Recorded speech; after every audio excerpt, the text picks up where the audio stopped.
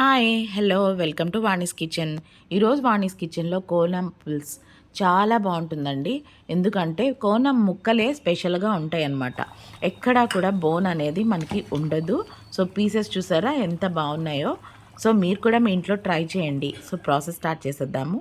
ముందుగా నేను మట్టి పాత్ర తీసుకొని దీంట్లో కొంచెం ఎక్కువగా ఆయిల్ తీసుకున్నాను. పులుసులు నాన్ వెజ్ అనేప్పటికీ ఆయిల్ వేయాల్సి వస్తుంది. సో కొంచెం మెంతులు అలాగే ఆవాలు కంపల్సరిగా పులుసులో మెంతులు ఆవాలు వేయటం వల్ల మనకి స్పెషల్ టేస్ట్ అనేది యాడ్ అవుతుంది. అలాగే 2 ఆనియన్స్ కచ్చా పచ్చాగా ఇట్లాగా గ్రైండ్ చేసుకున్నానండి.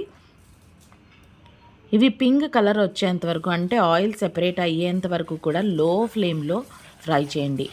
జనరల్గా మట్టి పాత్రలో ఏ వంట చేసినా కూడా లో ఫ్లేమ్లోనే ఉండాలి. హై ఫ్లేమ్ అనేది అస్సలు పెట్టకూడదు. హై ఫ్లేమ్ పెడితే మనకి పాట్ పగిలిపోయే అవకాశం ఉంటుందండి. సో ఇప్పుడు చిన్నగా తరుక్కున్న టమాటోలు కూడా చాలామంది గుజ్జుగా వేస్తారు. నేను గుజ్జుగా ఎందుకు వేయను అంటే పులుసులో కానీ ఇగురులో కానీ టమాటోలు ఇలా ముక్కలుగా ఉంటే గ్రేవీలో బాగుంటుంది. ఇప్పుడు ఒక 5 నిమిషాలు మూత పెట్టుకొని మొత్తం అంతా గుజ్జుగా దగ్గరగా అయిపోయింది అనుకునేప్పుడు ఒక స్పూను అల్లం వెల్లుల్లి పేస్టు అలాగే ఒక 2 స్పూన్స్ కారం కూడా వేసుకోవాలి. కారం తర్వాత ధనియాల పొడి అలాగే కొంచెం జీలకర్ర పొడి. ఇందులో ధనియాల పొడి ఫ్లేవర్ అనేది బాగుంటుంది ఎక్కువగా వేసుకుంటే. అండ్ సాల్ట్ కూడా వేసుకున్నాను, పసుపు ఇవన్నీ వేసుకొని ఒక్కసారి కలిపేసుకోవాలండి. మన టేస్ట్ ఇంక్రీజ్ అవ్వాలి అంటే ఒక చిన్న టిప్ అండి. ఫస్ట్ గ్రేవీలోనే ఇవన్నీ వేసేసేయాలి. అంటే మనం బేస్ ఏదైతే ఉందో టమాటో పేస్ట్ కానీ లేకపోతే ఆనియన్ పేస్ట్ కానీ ఏదైనా ఉన్నప్పుడు ఫస్ట్ ఈ స్పైసెస్ అన్నీ ముందు దాంట్లో మిక్స్ చేసేసుకొని అప్పుడు మనం చింతపండు పులుసు అలాంటివి వేయాలి. ముందు చింతపండు పులుసు వేసేసి లేదంటే ఫిష్ వేసేసి ఆ తర్వాత మనం ఇవన్నీ వేసామనుకోండి మనకి ముక్కకి బాగా పట్టవు. అలాగే గ్రేవీ కూడా మనకి మంచిగా బాయిల్ అవ్వదన్నమాట. సో ఇప్పుడు మనం ఫిష్ పీసెస్ అన్నీ కూడా ఒకదాని పక్కన ఒకటి వేసుకోవాలి.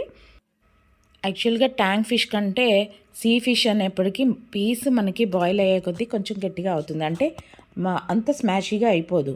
అదే ఎక్కువగా మనం ట్యాంక్ ఫిష్ అనుకోండి తొందరగా ముక్క మెత్తబడిపోతుంది. సో ఇది ఏంటంటే ఒక 5 మినిట్స్ ఇట్లా బాయిల్ చేసుకోవాలి.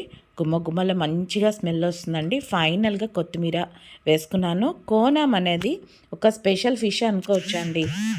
సీ ఫిష్లో చాలా చాలా బాగుంటుంది.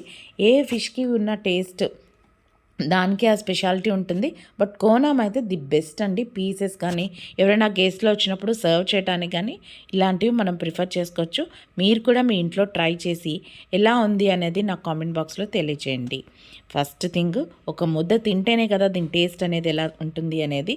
సో ఫస్ట్ వేడిగా అన్నం పెట్టేసుకొని నేనైతే చేపల పులుసు వేసుకొని చక్కగా తిన్నానండి. సూపర్గా ఉంటుంది.